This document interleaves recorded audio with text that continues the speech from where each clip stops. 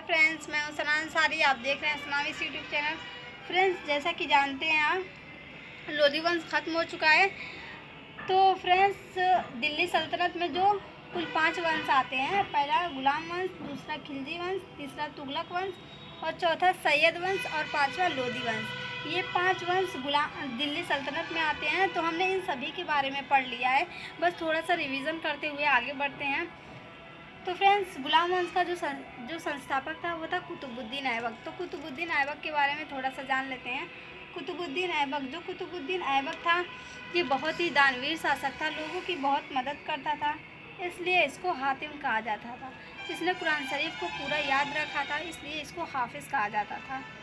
कुतुबुद्दीन ऐबक जो था इसको लाख बख्श के नाम से जाना जाता है। ठीक है।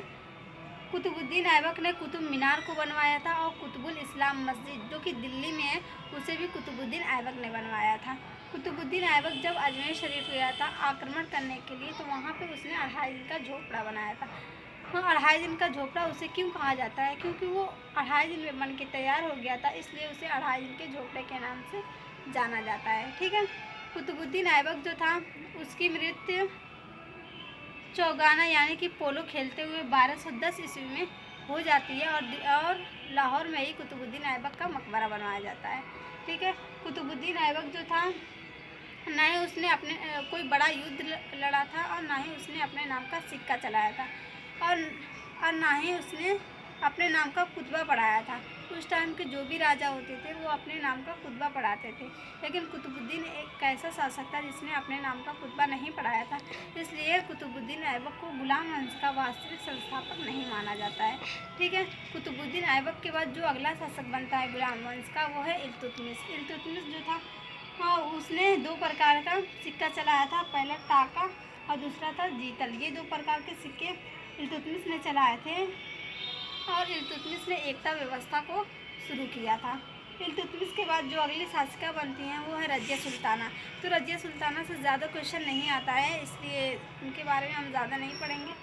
तो रज़िया सुल्ताना से सिर्फ एक ही क्वेश्चन आता है कि दिल्ली सल्तनत की पहली मुस्लिम महिला शासिका कौन थी? तो वो है रज़िया सुल्ताना। ठीक है। आगे बढ़ते हैं।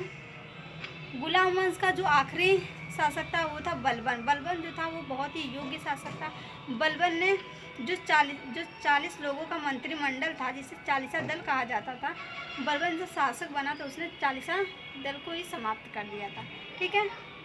इस चीज़ को याद रखिएगा आप। आगे बढ़ते हैं। उसके बाद दूसरा वंश आता है खिलजी वंश। खिलजी वंश जो था, इन सभी वंशों में सबसे छोटा वंश जो था वो था खिलजी वंश। खिलजी वंश में सिर्फ एक ही अच्छा शासक था, वो था अलाउद्दीन खिलजी। और अलाउद्दीन खिलजी से ही ज़्यादा क्वेश्चन आते हैं, इसलिए अलाउद्दीन खिलजी के बारे में ही हम थोड़ा सा जान लेंगे। तो खिलजी वंश का जो संस्थापक था वो था जलालुद्दीन मोहम्मद खिलजी। उसके बाद जो अगला शासक बनता है वो है अलाउद्दीन खिलजी। अलाउद्दीन खिलजी जो था, जब अलाउद्दीन खिलजी के बचपन का नाम था अली गुरसप। जब अलाउद्दीन खिलजी शासक बना तो उसने 4 घोषणा की। पहला था दान भूमि को खुलसा भूमि में बदल दिया, यानी कि जो दान में भूमि दी गई थी उसे उसने सरकारी भूमि में बदल दिया। दूसरा था सैनिकों की व्यवस्था। उसने सैनिकों की बहुत अच्छी व्यवस्था की थी। उसने सैनिकों के लिए कैंटीन बनवाए। उसने कहा कि जो सैनिक होते हैं उन्हें टैक्स फ्री चीज़ें दी जाएगी। और सैनिकों के लिए अलाउद्दीन खिलजी ने एक जैसे ड्रेस बनवाए और घोड़ा दागने की व्यवस्था, जो घोड़ा दागने की व्यवस्था थी उसे भी अलाउद्दीन खिलजी ने ही सबसे पहले शुरू किया था। जो घोड़े होते थे उनको थोड़ा सा दाग दिया जाता था, जिससे ये पता चल जाता था कि इन्हीं का घोड़ा है। तो घोड़े दागने की व्यवस्था सबसे पहले अलाउद्दीन खिलजी ने शुरू की थी। ठीक है। इस चीज़ को याद रखिएगा। तीसरा है मद्यपान। मद्यपान यानी कि पुकार, शराब, गुटखा, जो चीज़ें होती हैं नशा करने वाली, उन चीज़ों पर अलाउद्दीन खिलजी ने प्रतिबंध लगा दिया था। अगला है छोटे त्यौहार। जो छोटे त्यौहार होते थे उस पर भी अलाउद्दीन खिलजी ने प्रतिबंध लगा दिया था। अमीरों के मिलने जुलने पर भी अलाउद्दीन खिलजी ने प्रतिबंध लगा दिया था। अलाउद्दीन खिलजी का कहना था कि जो अमीर लोग होते हैं वो आपस में मिलते हैं तो राजा के खिलाफ षड्यंत्र रचते हैं, इसलिए अलाउद्दीन खिलजी ने अमीरों के मिलने जुलने पर भी प्रतिबंध लगा दिया। ठीक है। अलाउद्दीन खिलजी ने कई चीज़ों पे कर भी लगाया। पहला था जजिया, ज़कात, खम्स खराज, चरी और घड़ी, इन सभी चीज़ों पे अलाउद्दीन खिलजी ने टैक्स लगाया था। जजिया जो था ये हिंदुओं पे टैक्स लगता था, मुसलमान लोग इसे नहीं देते थे, ये सिर्फ हिंदुओं के लिए था। और ज़कात था ये मुसलमानों पे टैक्स लगता था, इसे हिंदू लोग नहीं देते थे। और खम्स, अगला था खम्स जो था ये एक तरह का भूमि कर था जिसे मुसलमान लोग दिया करते थे। अगला है खराज जो था ये सैनिकों पे टैक्स लगता था। अगला है चरी जो था वो जानवरों पे टैक्स लगता था। और घरी है वो मकान यानी कि घरों पे टैक्स लगता था। ठीक है, आगे बढ़ते हैं। उसके बाद खिलजी वंश के बाद जो अगला वंश आता है वो है तुगलक वंश। तुगलक वंश का जो संस्थापक है वो है गयासुद्दीन तुगलक। तो गयासुद्दीन तुगलक से ज़्यादा क्वेश्चन नहीं पूछता है। तुगलक वंश का एक तो बहुत ही महान शासक है जो कि है फिरोज शाह तुगलक से ज़्यादा क्वेश्चन आते हैं। गयासुद्दीन तुगलक से सिर्फ एक ही क्वेश्चन आ सकता है, वो कि सबसे पहले नहरों को किसने बनवाया था। तो सबसे पहले नहरों को गयासुद्दीन तुगलक ने बनवाया था, तो यही क्वेश्चन आ सकता है गयासुद्दीन तुगलक से, और इससे ज़्यादा क्वेश्चन नहीं पूछता है। फिरोज शाह तुगलक से ज़्यादा क्वेश्चन पूछता है। फिरोज शाह तुगलक जो था वो तुगलक वंश का बहुत ही महान शासक था, बहुत ही योग्य शासक माना जाता है। और फिरोज शाह तुगलक था ये बहुत ही कल्याणकारी इसे शासक माना जाता है। फिरोज शाह तुगलक ने बहुत से काम किए। पहला तो नहरों को सबसे पहले नहरों को गयासुद्दीन तुगलक ने बनवाया था, लेकिन वो ज़्यादा दिन शासन नहीं कर पाया था, इसलिए गयासुद्दीन तुगलक ने ज़्यादा नहरों को नहीं बनवा पाया।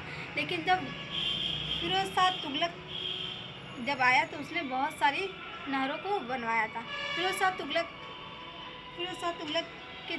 के बारे में जानने से पहले हम मोहम्मद बिन तुगलक के बारे में थोड़ा सा जान लेते हैं, उससे भी क्वेश्चन आ सकता है। तो मोहम्मद बिन तुगलक से जो था उसने 5 अभियान चलाया था, जो कि पाँचों के पाँचों अभियान असफल हो गए थे। पहला था राजधानी परिवर्तन, दूसरा था सांकेतिक मुद्रा, और तीसरा था वृद्धि कर, और चौथा था खुमसान आक्रमण, और पांचवा था कराची। ये 5 अभियान थे जो कि पाँचों के पाँचों अभियान असफल हो गए थे। तो मोहम्मद बिन तुगलक से यही क्वेश्चन पूछ सकता है, इसलिए इसके बारे में मैंने बता दिया। उसके बाद आगे बढ़ते हैं, फिरोज शाह तुगलक के बारे में जानते हैं। तो जैसा कि मैंने बताया कि फिरोज शाह तुगलक ने बहुत सारी नहरें बनवाई थी। फिरोज शाह तुगलक ने 1200 बागीचे यात्रियों के लिए उसने 1200 बागीचे बनवाए। फिरोज शाह तुगलक ने 300 नगर को बसाया था। फिरोज शाह तुगलक ने गरीबों की मदद के लिए, गरीबों की सहायता करने के लिए उसने एक हॉस्पिटल खोला जिसका नाम था दारुल सफ़ा नामक हॉस्पिटल की स्थापना फिरोज शाह तुगलक ने की थी। ठीक है, फिरोज शाह तुगलक के बाद अगला वंश आता है सैयद वंश। सैयद वंश जो था वो उतना इम्पोर्टेंट नहीं है, क्योंकि उसमें सिर्फ 3 ही शासक थे वो, और तीनों शासक में किसी ने उतना खास काम नहीं किया है। क्योंकि पहला था खिज्र खां, सैयद वंश का जो संस्थापक वो था खिज्र खां। तो खिज्र खां के बारे में थोड़ा सा जान लीजिए। जो खिज्र खां था ये पंजाब का सूबेदार था। खिज्र खां ने कभी सुल्तान की उपाधि को नहीं धारण किया था। इसके बाद खिज्र खां के बाद जो अगला शासक आता है सैयद वंश का वो है मुबारक शाह के बाद अलाउद्दीन आलम। ये 3 शासक ही हैं सैयद वंश के, और तीनों ने कुछ खास काम नहीं किया, इसलिए इससे ज़्यादा इम्पोर्टेंट नहीं है वो।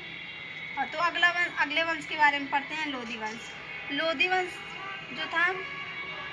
वंश का जो संस्थापक था वो था बहलोल लोधी को लोधी वंश का संस्थापक माना जाता है। ठीक है, बहलोल लोधी जो था ये अपनी दरबारियों की बहुत रिस्पेक्ट करता था, और बहलोल लोधी ने एक सिक्का चलाया था जिसका नाम था बहलोली सिक्का, जो कि अकबर के शासनकाल तक चला था। बहलोल लोधी के बाद जो अगला शासक आता है वो है सिकंदर लोधी से बहुत ही इम्पोर्टेंट है। सिकंदर लोधी से बहुत ही ज़्यादा क्वेश्चन आते हैं। तो सिकंदर लोधी जो था उसने 1504 ईस्वी में आगरा शहर की स्थापना की थी। फिर उसके बाद उसने 1506 ईस्वी में आगरा शहर को अपनी राजधानी बना लिया था। सिकंदर लोधी ने गुलरुखी नामक पत्रिका लिखा था। सिकंदर लोधी ने एक पैमाना निकाला था जिसका नाम था गज़े सिकंदरी, जो कि लंबाई के नापने के लिए बनाया गया था। सिकंदर लोदी ने ताजिया, जो ताजिया नहीं होती है मुहर्रम के टाइम पे जो ताजिया निकाली जाती हैं, उस पर सिकंदर लोदी ने प्रतिबंध लगा दिया था। मज़ार, जो मज़ार होती हैं, तो मज़ार पे भी जो महिलाएं लोग होती हैं वो मज़ार पे जाती हैं, तो फिर सिकंदर लोदी ने महिलाओं को मज़ार पे जाने से प्रतिबंध लगा दिया। तो फ्रेंड्स ये थे कुछ इम्पोर्टेंट।